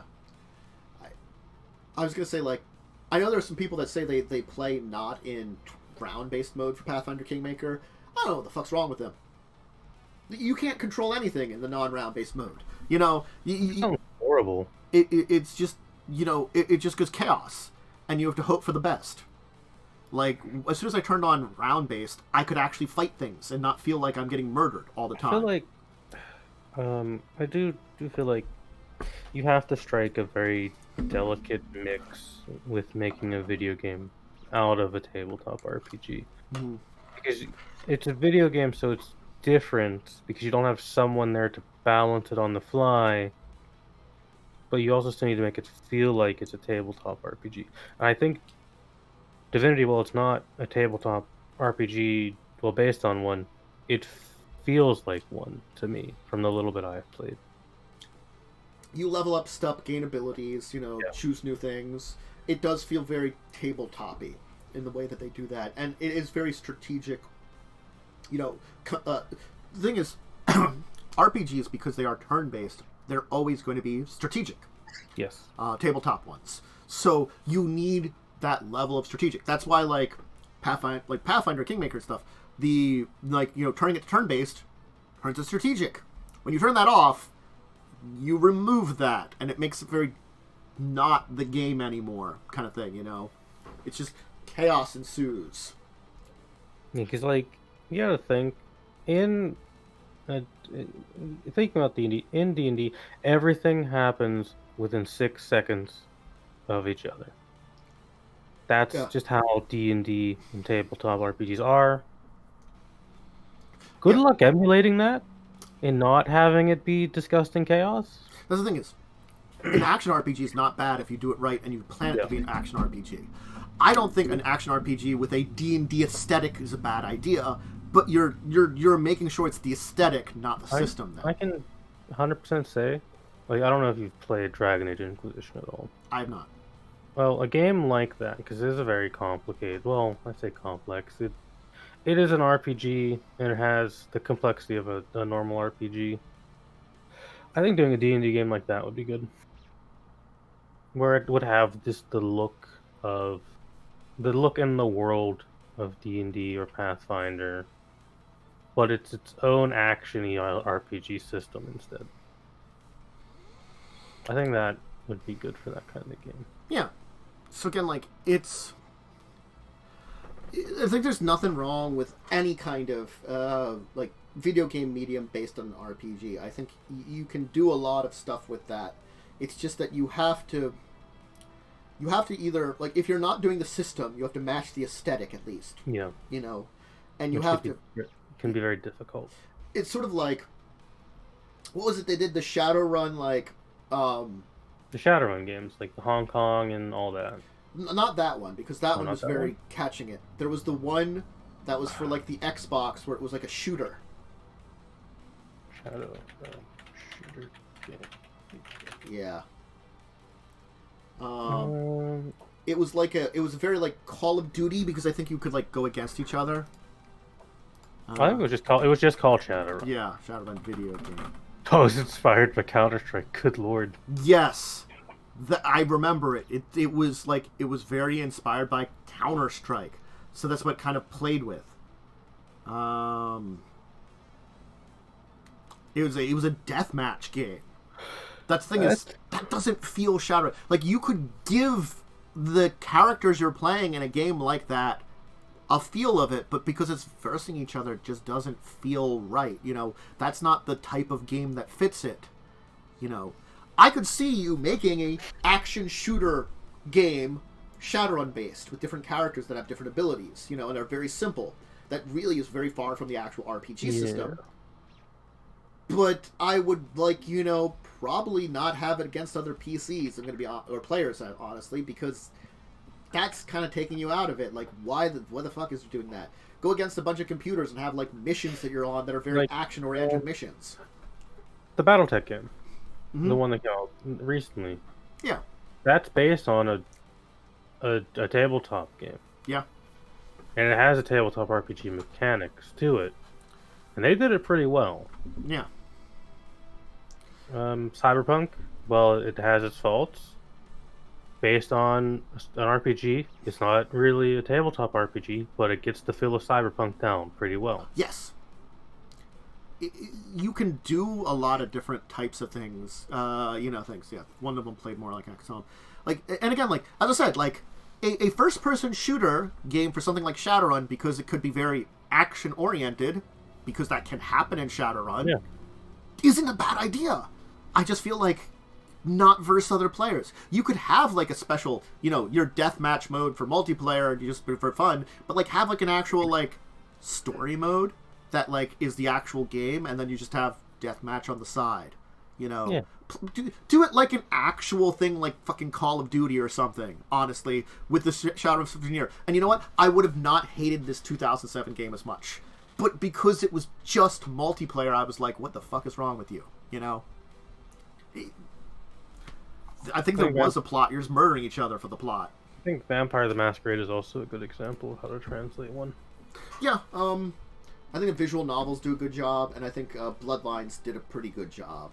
Shame we're never going to get Bloodlines 2. It's just never going to come out at this point. It's been 6 years. Yeah. Yeah, I don't know what's going on with that one. I hope, but it's been a while, and it makes me sad, because I love Bloodlines. Yeah, I mean, they haven't canceled it yet, but who knows? Who knows at this point in time, though? They haven't said anything about it. No, there's been no news, which is not good for a game. Well, as a side tangent, because it's something related to it, there's games that I know that are in development that we've heard reasons why they've been delayed. I was a big fan of the original Metroid Prime series. Metroid Prime 4, I know, is delayed because, a couple years ago, they're like, hey, we had to scrap our entire system and rebuild it from the ground up because we were having some issues. And I'm like, that's a major thing you're doing when you have to scrap your basic system that you're building your game off of. I mean, that's you're going from scratch again. When you hear that, you're like, okay. Understandable. Yeah. But we haven't heard anything. We haven't really heard anything about Bloodlines 2. Yeah. Next year, you're thinking? I'm hoping. If we get some good announcements this year, I will be happy. I'm pretty sure it's still up for pre-order. Mm-hmm. So, it's not canceled. Yeah. I think it's just getting a good experience that matches either the RPG mechanically or feeling-wise is what you want when you're translating these. Again, you don't need to mechanically match at all if you get the feeling of what the game world and what you're supposed to do in the game is. I could have a Vampire the Masquerade game, like the visual novels, that just doesn't rely on stats at all. That's like a story game, Make it maybe have like some other things in there like mini games or something, just so it's a little bit more than a visual novel. But it's a like Vampire is supposed to be like political thriller. You can do a political thriller game, Yeah. You don't need the Vampire the Masquerade system. Maybe Like, just give your character like a couple of weird powers that have effect when you choose a clan or something. could do a pretty, and I think you could do, because there's the different clans in that game. I think you could do a fun game where you play as sort of like a strategy game where you play as a clan, and the entire game is vying for power over a city. Yeah. I think you could make a very fun game like that. Yeah. It could be like you choose from a bunch of different clans, and the clans each have their own alliance. So you're trying to get your person, whoever you're playing, like the leader of the city for whatever. Like if you're Camarilla, you're trying to get the prince. If you're Sabat, you're trying to like become the like bishop. Because they like their religious terms for reasons. Those They guys do. are dicks. I mean, I'm not against playing a Sabat game, but you're going to be dicks if you're going to. Yeah, like the gangster XCOM game that Paradox made. I forgot that was the thing. Gangster XCOM game. Yeah, Paradox released like an XCOM Mafia game, which is apparently it's like released. So Wow. That's interesting. that was the thing. I think that's it's that thing that there's like stuff you can do with these properties that like again like it's one of the things I actually say like I think the Werewolf the Apocalypse visual novels were bad because Werewolf the Apocalypse is a combat game. Yeah, Werewolf the Apocalypse is a combat system. Yeah, see like Vampire's Intrigue, I'd say like Mage is like discovery exploration. It tends to be like very world And kind of thing. I'd agree. Werewolf's a combat game.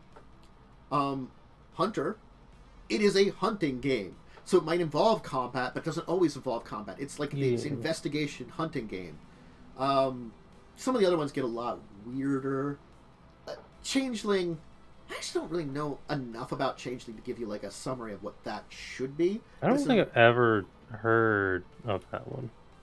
It's interesting. Changeling is the only one that I like both versions of the World of Darkness and Chronicles of Darkness versions, I have to say. Oh. Because World of Darkness is you're a fae that basically has replaced a human baby kind of thing. That old like legend. So you're like a fae living in the real world. Okay. The opposite is you are human that was... The other one is you're a human that was taken to the Fey world. You've become more Fey-like. You're trying to reconnect with your humanity, even though you've kind of transformed a little bit. That seems fun. Yeah. So from that description, that seems fun at least. Yeah, they're the opposites, And that's why I thought the two of them were really cool, because yes, Chronicles of Darkness is its own kind of world, but the fact is these are two sides of the same kind of coin, Isn't there like a ghost one as well? There's Wraith, Mummy, Demon, which Demon one is interesting because it's supposed to be like you're effectively more fallen angels, and you remembered that you want to you're like a degree of your humanity or your angelicness, and so the entire idea is you're trying to... It's basically you possessed someone in the real world and took over their body, and now you've remembered what you are, what you were. So it's like, you're like, oh fuck, what the fuck have I been doing? I think Werewolf, instead of being a visual novel, would make like a pretty cool hack and slashy kind of game. Ooh, or like, I think even like maybe like an XCOM style game you could totally do with that. That would be like pretty cool. But something that has combat in it, because Werewolf is heavily combat. Yeah, you could definitely do tactical combat with Werewolf. It's tactical melee combat, but they do those too. I mean, it's hell. XCOM 2 has melee weapons. Yeah, It's got a big sword. I do like sword person. I always had I forget who it was. I had like the sword lady was one I had, like, so she ran up and sworded shit a lot. Just make more XCOM kind of games, honestly. Yes. Like, they did an XCOM Gears of War one. That's like really good. Ranger, yeah. I had a Ranger lady, and she was really fun to like just be like, okay, go sword people, yeah. I also like the DLC things with like the Marauders, where they could like get the extra like just impale someone with like the spike wrist things. That was kind of cool. You know? Yeah, XCOM 2 is pretty cool. XCOM 2 is also free on Epic right now, if you don't own it. Fun fact. I would definitely recommend. I would. It's just the base game. It is more fun with the DLC. It is a lot more fun with the DLCs. Yeah, you're adding a lot of challenge with the DLCs, but it really the base improves. game is pretty simple. Yeah, but does improve it a lot. Yeah. Yeah, I think it's sort of like we're at a point where like because RPGs, the tabletop variety, are having this surge of popularity brought on by fifth edition. Yeah. The market is ripe for video game versions of them. We're kind of in almost what I call a quote unquote golden age for tabletop RPGs because of how much is being released and how much attention they're getting. Yeah. Whether or not we remain on this, it's sort of like it's the same thing of like I think this is brought about by this kind of like true golden age of tabletop that we've kind of run into. It's sort of like around the 2000s, a couple of big games, basically drew tabletop into a much more mainstream and stuff like that. Things like I hate to say it, but Munchkin, Catan, Catan, Carcassonne, a lot of those type of games, which are technically 90s games, but they just got popularity. They got popularity, and they drew people to buying them a lot, and it made that market. And then 5e brought in that we already had the market for tabletop, so it's like sort of like it's this 1-2 combo that's created I think what's going on with the RPGs is like that led the way. We have this resurgence of like the board game market that it's a big thing now. Like board game market, it's huge now. Fucking back in the 90s, massive. You didn't really have a lot. You had like board games are cool now. Mm-hmm. And so like that opens the way. That's like the first step in your process to like, oh, you played all these board games here. You want to try some, like you played some of the complex ones. How about D&D? Oh, it's D&D 5e, which is, like it's just a couple steps away from this board game here, which you already played. The miniatures game with like a kind of like the D&D miniatures game or something like that, where you have a level mechanic of I leveled up, I flipped it over, and I gained some new abilities. Things like that. That you get the mechanics of that, a little bit. It's like this video game a little bit, and so then you have that step into it.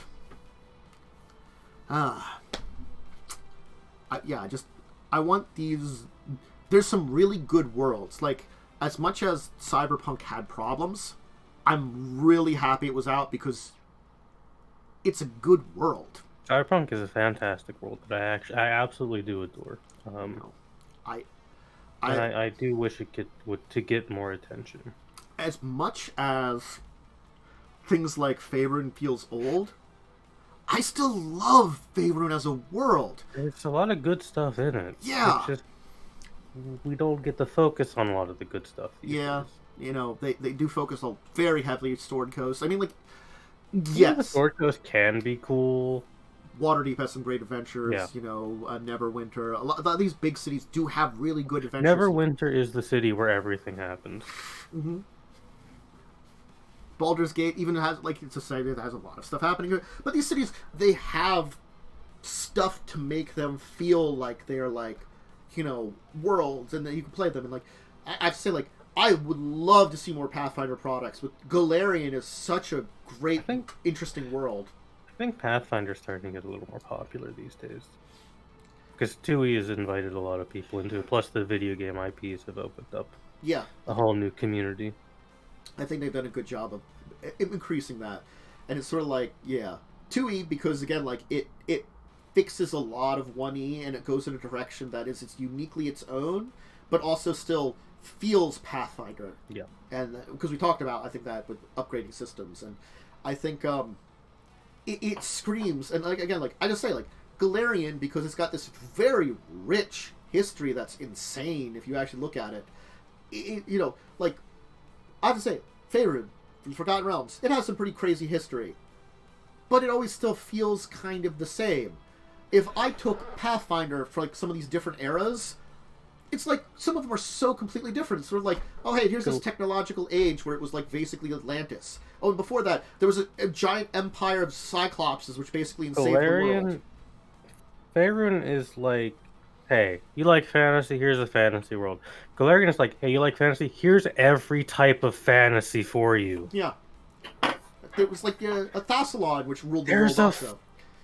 there's a fucking spaceship on the edge of Galarian system that's a living creature. Mm-hmm. Also, elves are aliens. I also think one of the planets in the system is a giant egg or something. Yeah. You know, there's also even now there's a planet of the undead. Yeah, there's an undead planet. I think there's also a planet run by like a AI god or something. Yep. You know, Androids exist. You can find a laser gun in a fantasy adventure. You can even time travel and go to real world Russia. Yeah. To fight Rasputin. And save Baba Yaga. Because one of the storylines in an Adventure Path is doing just that. That's my favorite thing about that Adventure Path. It starts so normal, and then that happens. Yeah, you're like, by the way, it's an alternate, like, we can go to Earth, which is an alternate reality that, you know, you could go to, like, World War One. World War One Russia. It's like, just like, what the... To go kill Rasputin. You can get laser weapons in 5e, but they're in the DMG, and all of the futuristic weapons in the DMG are like really badly designed. Yeah, they just are second thoughted. The DMG added some of that stuff, but they're just like second thoughted. Like that's the thing about like Pathfinder. They're like they thought of like their different ages of technology a lot too. They're like, okay, how would this differ from what we have before? That's also the thing with Forgotten Realms. Forgotten Realms doesn't actually have those normally. Mm-hmm. I mean, it's sort of like the only thing that they might actually have is like a spell jamming shit because like canonically like nautiloids from Mind Flayers they exist. have muskets and a spell jamming ship. That's Yeah. kind of it.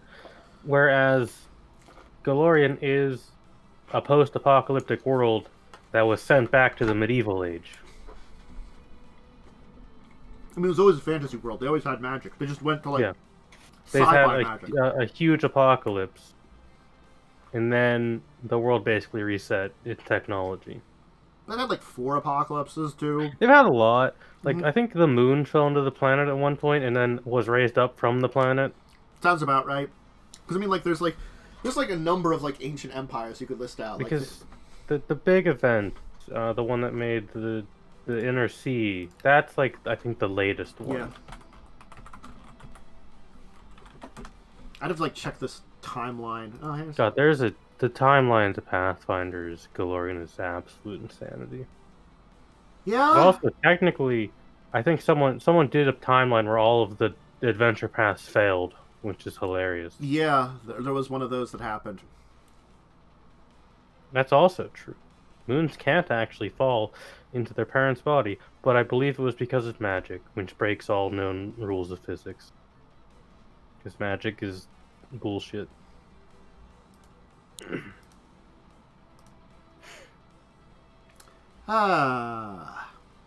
Yep. But it's a thing. So yeah. Anyway. Oh my god, this is a long ass timeline. I found a timeline of it where they like start with like the Age of Serpents, which is like I guess the Dragon Age, and there's the Age of Legends / Age of Dragons, the actual one. Age of Darkness, which is the Age after, Age of Entropment, and the Age of Lost Omens is the current one. It looks like. Yeah. A lot happens. Yeah, I mean like Thassalon, like Aslant was like thousands of years before Thassalon, and they were like some of the advanced ones, and a lot of shit happened. Yeah, Pathfinder history is crazy. Pathfinder is insanity. But anyway, thank you everyone. We did let's do our week in tabletop. I almost forgot that one. We had a week in tabletop. Yeah. Do anything on Sunday? I did have a thing on Sunday. We went into a big old dumb cave. We were fighting some assassins who like to use spiders. They're not actually dark elves. They just like spiders. We killed a lot of them. I watched a monk and a fighter have the absolute worst time of their lives because they just kept getting smacked over and over again and shot by a ballista, which, well, hilarious. I can understand why those two players got frustrated. Yeah. And then the highlight was we fought in the cave a horrible abomination called a spider dragon. It's disgusting. I cast vicious mockery on it and made it laugh. Good times.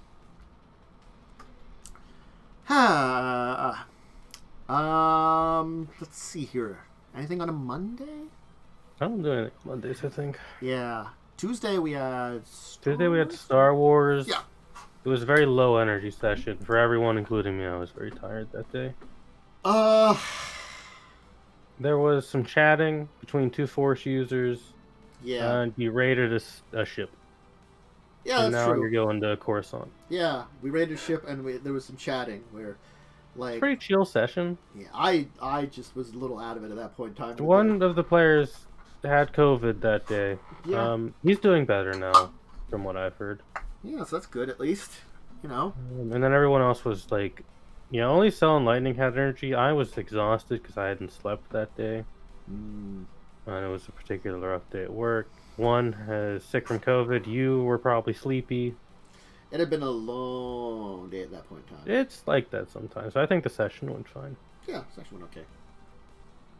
A little tired, but session went okay. A little sleepy. We returned with Buccaneers on Wednesday. We did. We did some fun challenges. Yeah. Did some challenges, won them all, became some free captains. I'm curious, what happens if you fail those challenges? I'm assuming you just get it anyways. You technically just get it anyways. Yeah, that's what I figured, but I'm is, assuming it's not done in like a rewarding... Oh no, it's done in really, he takes a bribe. He's like, well, you really failed, but he basically holds out the money of like, for like a stipend, perhaps I can change these red marks to positives, and the more of them you fail... That's what I figured, yeah. Which is like... That doesn't feel great, but you need to continue the story somehow, I guess. Like, also, if Cell had failed his check to impress people out there, you wouldn't have gotten it there, but he would have met with you later on in the evening and basically taken to a private room and be like, yeah, you still get it. But you also don't have penalties because people, heard, oh, yeah, you told him really, you really weren't impressive and stuff, so you'd have penalties for a while to, get more disrepute or something. The gambling, I did in the end think was fun, although doing it was stressful because I didn't know how bad I was gonna fuck it up, because also I don't like gambling in real life. Fun fact, it was hard to run is what I'm going to say. It seems like something that was weird and hard to run. I think it went relatively well. I liked fighting the big dude. Yeah, I think he was fun. Yeah, the Marsh Giant. I mean, he was a CR that you guys should have certainly taken him. He was, I think, CR 6. Honestly, level 7, so I mean, yeah, but it was fine. He put up a decent enough fight. He got a good hit on Yakul. He got a good hit, and then he got hit for 100 damage in return. I mean, that just was like he's not doing too well. Well, he's gonna die. Mm-hmm. I liked the session. Skulls and Shackles, it's had some downs, mostly in the form of water dungeon. Because water is not the best and also takes away a portion of my character. But that's just unfortunate design. Also, Inquisitor's probably not the optimal thing to play in this adventure, but whatever. Yeah, I mean, there's honestly, this adventure at least feels like you have NPCs that can make up for less optimalness. A lot smoother than a certain other game. This one is not. You don't have to be as optimal just because of it. I mean, I say the water caves were blah, but they were mostly fine. You guys got through quickly. We blitzed through it, and then it was the thinking we TPK'd, but we didn't because we all just assumed Cell was right. Yeah. And I think we were all a little panicked. Mm-hmm. But overall, I think the game's pretty good. Yeah. I like it. Yeah, we had a good time, and you're meeting with someone really interesting next time. Yeah, I'm gonna show the crew a thing too, maybe. I technically still have to make the roll, but I can take 10 on the roll because I literally can't fail it. Let's see here. Technically, I have to make a craft check. Ooh. Thursday, we didn't end up having the Joe thing. No, because Joe got sick. He may or may not have COVID because Ooh. Yeah. He was testing negative for it, but his fiance had gotten it. Oh, that's not good. So that'd be why he was sick. Well, best wishes to Joe. I wish him a speedy recovery. Yeah, he was hanging out a little last night. He's been feeling better because he's been off of work good. all week. You know. That's good that he's feeling better. Yeah, but it's just still not 100%. Yeah. Did you have anything else then, or just? No, I didn't have anything else, but I'm slowly throwing together another game to run at some point. I have to finish up setting up that Besom game I was working on. Yeah. Work on some other stuff too that I want to. Good old Besom. I've just been trying to concentrate on getting things set up for Buccaneers, honestly, more than anything. Buccaneers is the important one right now. Yeah. It's an actual AP that you have to set up for. Yeah, and I have to find someone for it, which has been like yeah, challenge. That's the rougher part. It sounds like the two people I was hopeful on are probably no's, and I gotta either go back to the other person or find someone new to check in with. And it's just. Well, unfortunately, I don't think I know anyone who could join. Yeah, that would kind of like accept Pathfinder too. It would accept Pathfinder and mesh with the group we got going. Yeah.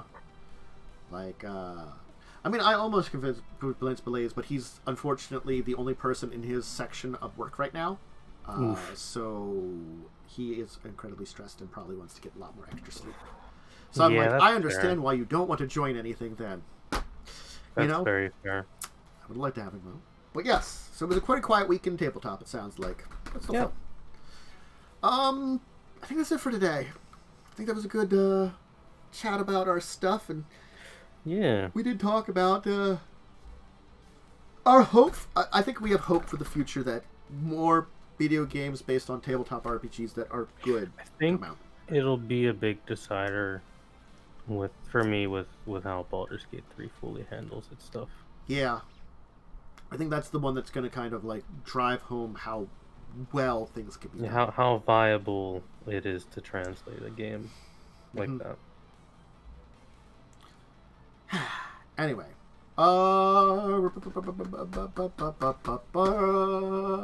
thank you for joining me, Momo. No problem. Happy to be here. Thank you for everybody hanging out in chat, especially Lightning, who's actually chatting. I will probably be back on Monday at this point in time.